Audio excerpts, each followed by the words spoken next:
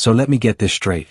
A Saskatchewan company just looked at British Columbia, looked at Washington State, and said, yeah, we'll take the state with the guy who tweets trade wars at 3 a.m.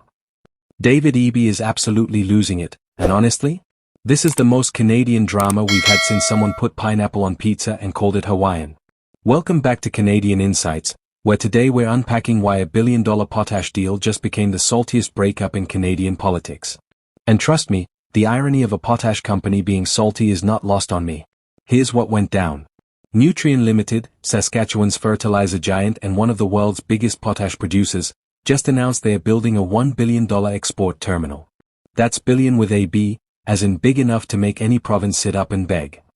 But instead of choosing Prince Rupert or Vancouver, you know, the perfectly good Canadian ports we've been bragging about since forever, they picked Longview, Washington.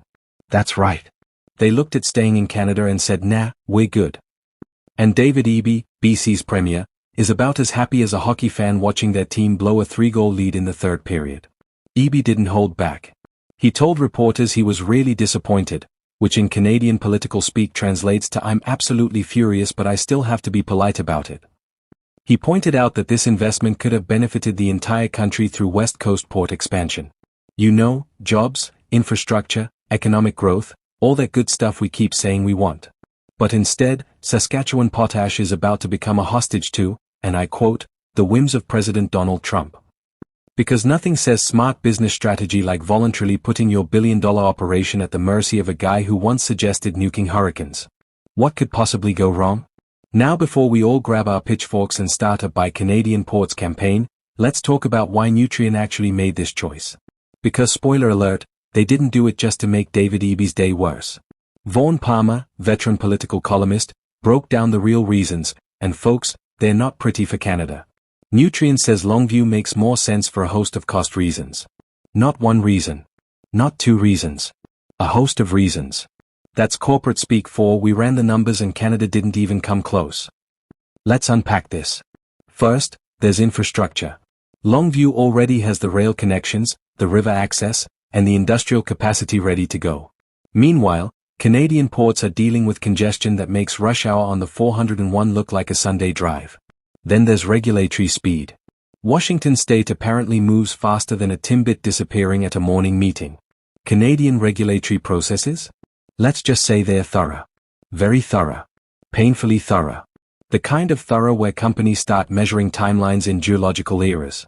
But here's where it gets really interesting. This isn't just about one company making one decision. This is a symptom of a much bigger problem.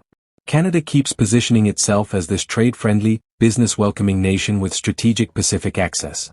We've got the geography, the resources, the stable democracy, the politeness. We're basically the perfect date on paper.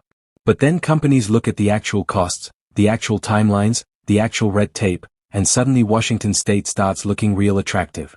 It's like we're the person who shows up to a date talking about our great personality while our competitor shows up in a sports car with their life together. Now let's address the elephant in the room, or should I say, the Trump in the White House. Eby's warning about tariffs and presidential whims isn't exactly paranoid conspiracy theory territory. This is the same administration that threatened to tariff Canadian steel and aluminum while calling us a national security threat. We're Canada. Our military once burned down the White House and we still apologized about it later. But Nutrien apparently looked at that risk and thought still better odds than dealing with Canadian port costs. That's not just disappointing, that's a 5-alarm fire for Canadian competitiveness. Here's where it gets spicy. This is Saskatchewan's potash, Saskatchewan's company, and Saskatchewan's decision. But British Columbia is the one feeling burned. It's like your neighbor deciding to sell their house through an American realtor instead of the Canadian one next door. Sure, it's their right, but it stings. And Saskatchewan Premier Scott Moe? He's been notably quiet about this whole thing. Probably because he's caught between celebrating a billion-dollar investment and explaining why that investment is leaving the country. This story is a wake-up call dressed as a business decision. When companies start choosing foreign infrastructure over domestic options despite tariff risks and political uncertainty, that's not just bad luck, that's a systemic problem. Canada has world-class resources, educated workers, and stable institutions.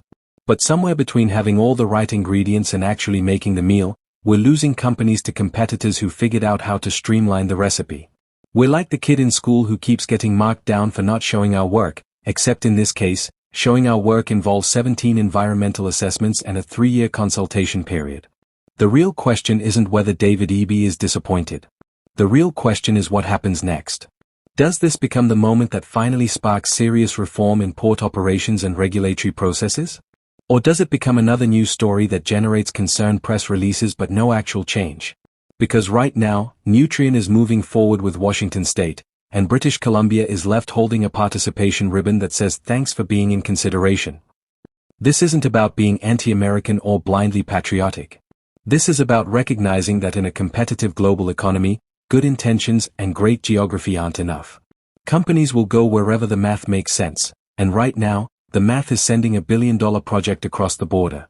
David Eby can fume all he wants, but unless Canada addresses the fundamental cost and regulatory issues driving these decisions, we're going to keep watching opportunities sail down the Columbia River instead of docking in Vancouver. So what do you think? Is Nutrien making a smart business move or a risky bet on American stability?